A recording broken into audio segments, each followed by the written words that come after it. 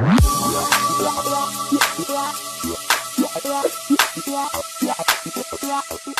iya, pasar modal. Dalam negeri. Pagi singkat. Ini podcast. Desa. Logika. Semen. Sepeda.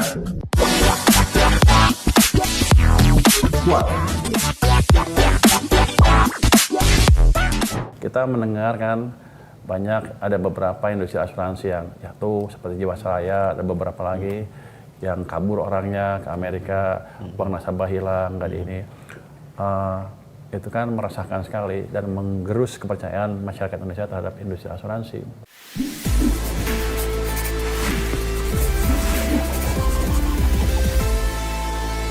Halo Sobat Investor, jumpa lagi bersama saya, Mas Sirom, dalam podcast The Fundamentals IDX Channel.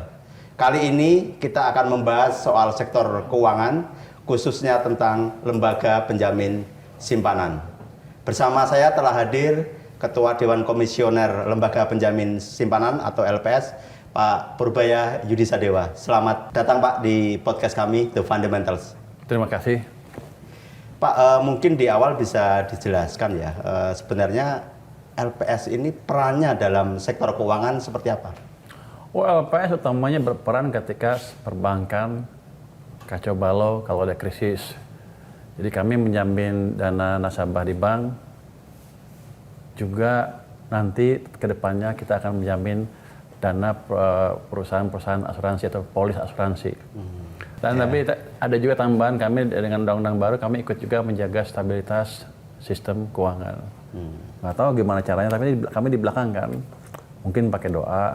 Tapi kami juga antara lain kami punya tingkat bunga penjaminan itu yang dimonitor oleh perbankan, di mana kalau bunga bank di atas itu nggak dijamin oleh LPS, tapi di bawah itu dijamin. Itu memberikan ruangan bagi perbankan juga untuk tetap bernapas ketika keadaan agak susah. Karena kalau bunganya nggak terlalu tinggi, walaupun ada kesulitan, kalau bank ada kesulitan likuiditas, dia nggak akan berani naikin ke atas bunga itu. Dan nasabah nggak akan minta di atas itu. Kenapa? Mereka tahu kalau di atas itu uangnya nggak dijamin. Jadi tekanan ke perbankan juga bisa dikurangi oleh kami. Jadi tingkat bunga penjaminan bisa juga membantu menjaga stabilitas sistem keuangan kita. Mungkin Pak Purbaya ini juga ekonom ya, saya mengenal beliau sudah lama sekali. Lama banget, ekonom. 20 tahun lebih. 20 tahun lebih ya Pak, dulu Bapak ekonom di Dana Reksa, terus karirnya melesat, sekarang Ketua Dewan Komisioner. Iya, Pak Mas Sirom sering telepon saya dulu, tapi nggak pernah traktir sampai sekarang. Pak Purbaya, mungkin dari sisi ekonomi ya, saya juga beberapa waktu terakhir saya juga mengamati gitu. Sebenarnya kalau kita kaitkan peran LPS ini terhadap pertumbuhan ekonomi gitu, seperti apa konkretnya? Cukup signifikan peran LPS, walaupun biasanya kita mainnya di belakang kan. Seperti saya bilang tadi, ketika Bank Sentral Amerika menaikkan bunga beberapa tahun lalu, 2 tahun, 3 tahun yang lalu, semua bank sentral dunia kan ikut naik. Kita juga terdesak untuk menaikkan bunga, bank sentral kita ya, menaikkan bunga acuan mereka ke level yang cukup tinggi, 6% kalau nggak salah pada akhirnya. Pada waktu itu kita baru keluar dari krisis 2020 ya, baru keluar. Ekonominya baru tumbuh mungkin 2,9% rata-rata di waktu itu ya.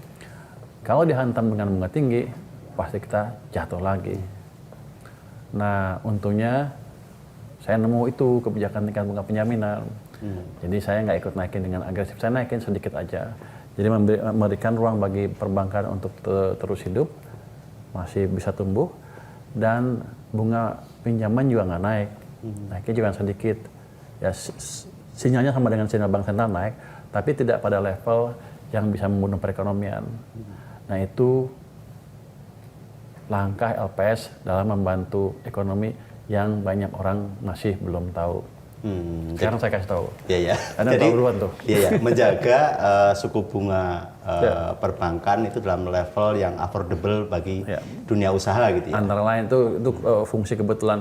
Tapi yang utamanya adalah ketika tahun 2020 ekonomi goncang, kan Anda nggak lihat orang berbondong-bondong ke bank menarik uangnya. Betul. Kenapa? Ya. Karena mereka tahu uangnya dijamin oleh LPS.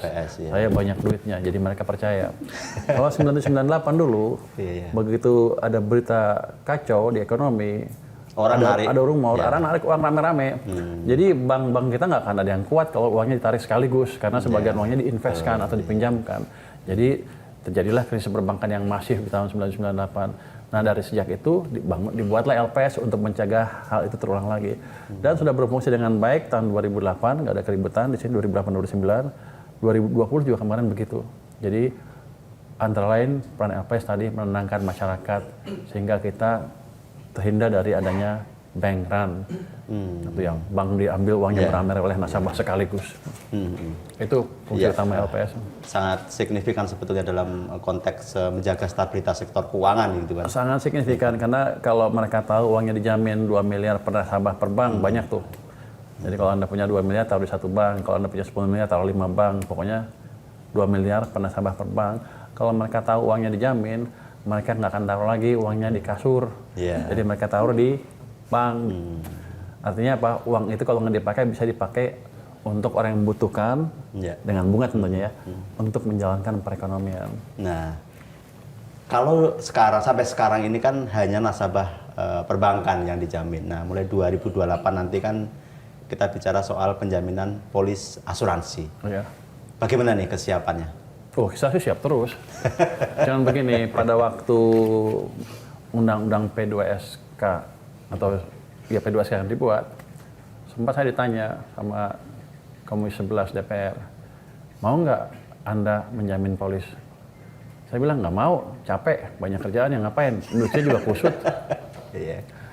Tapi tanya lagi sama dia, yang paling murah mana?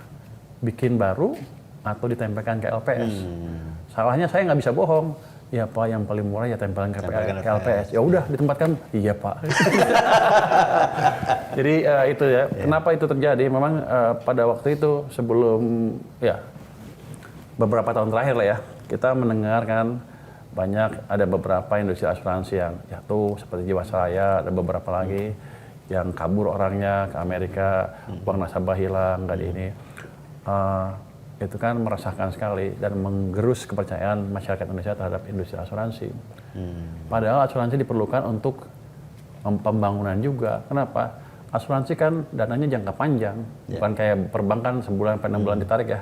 Ini kan bisa jangka panjang, jadi perencanaannya lebih bagus untuk bisa, kalau uang banyak di asuransi, maka ada banyak dana jangka panjang yang bisa dipakai untuk membantu membiayai proyek jangka panjang juga. Jadi nggak ada maturity mismatch lagi. Jadi kita perlu industri asuransi yang kuat juga untuk memperkuat sistem keuangan di Indonesia. Apalagi sekarang ketika image-nya jelek, yang terkena perusahaan mana? Perusahaan domestik. Jadi asuransi dikuasain asing. Saya nggak tahu program penjaminan polis nanti bisa membantu apa enggak. Tapi harapan kita adalah ada perbaikan kepercayaan terhadap perusahaan asuransi domestik lokal ya. Sehingga kita juga bisa berperan lebih banyak dibanding sebelumnya. Ada keyakinan berarti nanti kalau memang penjaminan polis ini berlaku, masyarakat untuk berasuransi juga akan semakin bergairah gitu ya? Semakin percaya kepada industri asuransi, jadi nggak takut-takut lagi. Kan mereka udah banyak yang pinter kan sekarang bisa hitung, saya butuh ini, kalau ada apa-apa gimana. Itu masalahnya gini, saya asuransi kan, begitu taruh di asuransinya ambruk, uangnya hilang. Kan kapok, mendingan saya pegang. Artinya Indonesia nggak punya dana jangka panjang yang bisa dipakai untuk membantu pembangunan tadi. Tapi ketika ada program itu, ya udah mereka lebih percaya. Apalagi ketua LPS-nya saya, amanah itu. Polanya mirip dengan pola penjaminan di perbankan nantinya ya? Gimana maksudnya? Sistemnya? Sistemnya mirip-mirip, tapi kita tidak diamanatkan untuk menyelamatkan perusahaan asuransinya. Begitu dikasih ke kita ya, biasanya yang dari hanya satu, likuidasi. Untuk perusahaan asuransinya, tapi untuk dananya sama. Jadi untuk asuransi yang polis yang belum jatuh tempo, dia bisa pindahkan ke perusahaan asuransi yang lain, iya. atau kita bayar haknya. Tapi yang misalnya sudah jatuh, pada waktu jatuh itu perusahaannya jatuh, bangkrut, sudah ada persetujuan untuk udah jatuh tempo apa, ada klaim, itu kan dibayar penuh. Dan selama perusahaan tadi ditangani oleh LPS, kalau ada klaim, kami bayar penuh. Jadi aman itu. Jadi waktu kasus Jiwasraya, kebetulan korban-korbannya datang ke saya tuh. Waktu saya di Maritim juga nggak tahu kenapa. Korban asuransi Jiwasraya datang ke Maritim. Itu ibu-ibu tua, bapak-bapak, kasihan. Mereka tabungan seumur hidup direncanakan untuk membiayai anaknya yang sekolah. Ketika perusahaan asuransinya jatuh, mereka nggak bisa membiayai anaknya sekolah, putuslah sekolahnya. Jadi stabilitas atau kesinambungan polis itu memang perlu dijaga. Dalam kondisi sekarang dengan beberapa kasus kemarin memang urgent sekali ya untuk penjaminan ini oleh LPS. Saya nggak tahu urgent apa enggak, yang jelas mereka protes ke semuanya, termasuk ke DPR, jadi oleh DPR dianggap urgent. Tapi ya, untuk saya sih, ketika ada kelemahan di satu industri finansial, itu harus diperbaiki secepatnya. Dan ini bukan di sini aja yang melakukan penjaminan asuransi. Di banyak negara di dunia juga sudah melakukan program penjaminan polis. Malaysia, Taiwan, Korea, Jepang, Kanada, di Eropa juga ada semua, Inggris ada semua. Jadi kita agak terlambat memang. Harusnya kan by undang-undang harusnya 2016 sudah ada. Cuman kita terlambat ya berapa tahun tuh? Ya 12 tahun lah. Apa-apalah. Daripada nggak ada. Daripada nggak ada. Iya. Memang kan nggak gampang ya.